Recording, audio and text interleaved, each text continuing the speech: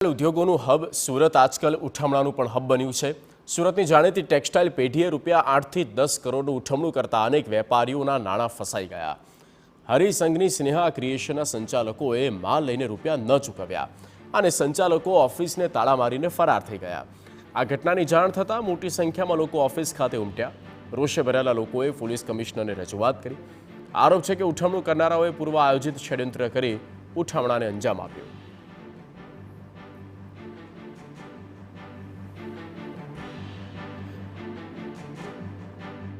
સુરત શહેરની અંદર સૌથી બે મોટા ઉદ્યોગ આવેલા છે, એક હીરા ઉદ્યોગ અને કાપડ ઉદ્યોગ, અને તેની અંદર ઉઠમણાનો જે સિલસિલો છે તે યથાવત જોવા મળતો હોય છે અને તે ઉઠમણાનો સિલસિલો તે કરોડો રૂપિયાનો હોય છે। જે રીતે સુરતના કાપડ માર્કેટની અંદર અત્યારે મંદીનો માહોલ ચાલી રહ્યો છે તે દરમિયાન જે કેટલાક વેપારીઓનો એક વેપારી છે કરોડો રૂપિયાનું ઉઠમણું કરી અને જે ફરાર થયા છે તેના કારણે કાપડ વેપારીઓ છે તે રજૂઆત કરવા માટે પહોંચ્યા છે। તો કાપડ વેપારીઓ સાથે સીધી વાત કરીશું, કઈ રીતની માર્કેટની પરિસ્થિતિ છે અને કઈ રીતે ઉઠમણાની જે વેપારી ઉઠમણું કર્યું છે, કયા વેપારી ઉઠમણું કર્યું છે અને કઈ રીતે આખી સિસ્ટમની અંદર વેપારીઓ સાથે ઉઠમણું। રઘુકુળ માર્કેટમાં વેપારી બેસતો, સ્નેહા ક્રિએશન નામની પેઢી ચલાવતો, તેમાં આશીષ સુરેખા, સ્નેહા સુરેખા નામની પેઢી ચાલતી હતી। એમાં બધા જોડે હતા, અંજુ કેડિયા કરીને બધા જોડે હતા, બધા ભાગીદારો હતા। સ્નેહા ક્રિએશન નામની પેઢી ચલાવતા તે બધા વ્યુઅર્સોનું 15-17 કરોડનું બધું એકઠું કરીને બધું ઉઠી પડ્યા છે। તમે એમની સાથે કોન્ટેક્ટ કર્યો તો શું કહે છે લોકો, શું જવાબ આપે છે? કોન્ટેક્ટ બધું એકઠું કરીને બધા ભાગી ચૂક્યા છે, એટલે એકઠું કાંઈ થઈ એમ શક્યું નથી। જે રીતે વેપારીઓની મુશ્કેલીની અંદર વધારો થયો છે, કારણ કે સામી જે દિવાળી આવી રહી છે અને તે દરમિયાન વેપારીઓની અંદર કરોડો રૂપિયાનું ઉઠમણું કરતા હોય છે, જેના કારણે માર્કેટની જે સ્થિતિ છે તે સ્થગિત થઈ જતી હોય છે। કઈ રીતે ઉઠમણાની સ્થિતિ, કઈ રીતે વેપારીઓ ફસાયા? આ લોકો પહેલા માલ માગે કે ભાઈ માગે એ રીતે કે ભાઈ તમે એટલા લોટ આપો, એટલા લોટ આપો, 1-2 વાર પેમેન્ટ કરે, 2-3 વાર પેમેન્ટ કરે, વિશ્વાસમાં લે, પછી કોઈ વાર ચેક આપે તો રિટર્ન થઈને આરટીજીએસ કરાવે। પછી આ લોકોની આખી એવી ગેમ હતી કે ભાઈ કોઈ પણ હિસાબે માણસોને પૈસા ભેગા કરવાના। તો અંજુ કેડિયા, આશીષ સુરેખા, સ્નેહા ક્રિએશન, સુરેન્દ્ર પોદાર, આ બધા મળીને બધા વ્યવહારો પાસે વિશ્વાસમાં લઈને 2-3 વર્ષની અંદર 15 થી 17 કરોડનો માલ લીધેલો છે।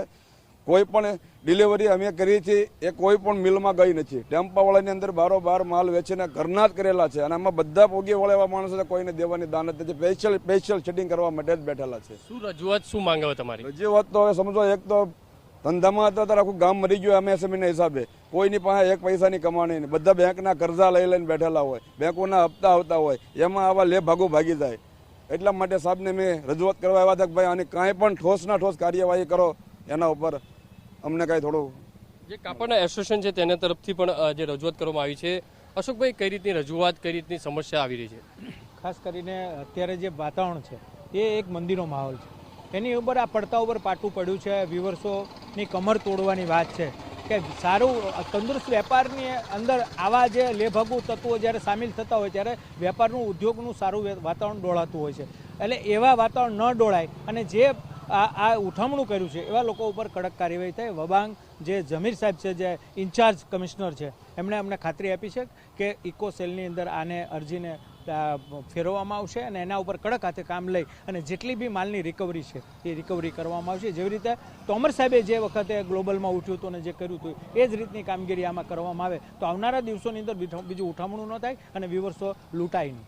વેપારીની કઈ રીતની પરિસ્થિતિ, કઈ રીતે અત્યારે સ્થિતિ છે માર્કેટમાં?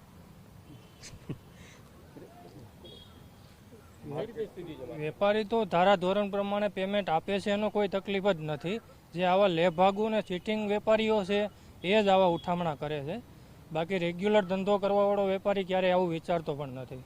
જે રીતે મોટી સંખ્યાની અંદર વેપારીઓના જે રૂપિયા છે, માલ છે તે સલવાય છે, કારણ કે 10 કરોડથી વધુનું જે ઉઠમણું કર્યું છે અને તેને લઈને વેપારીઓ પોલીસ કમિશનર કચેરી ખાતે રજૂઆત કરવા માટે આવ્યા હતા અને તાત્કાલિક કાર્યવાહી થઈ અને આવા લેભાગુ તત્વો જે વેપારીઓ હોય છે માર્કેટની અંદર પહેલેથી જ એક જે કાવતરું રચતા હોય છે અને એક સિસ્ટમની અંદર ભાગ ભજવતા હોય છે અને ત્યારબાદ કરોડો રૂપિયાનું ઉઠમણું કરી અને માર્કેટની અંદરથી ફરાર થતા હોય છે।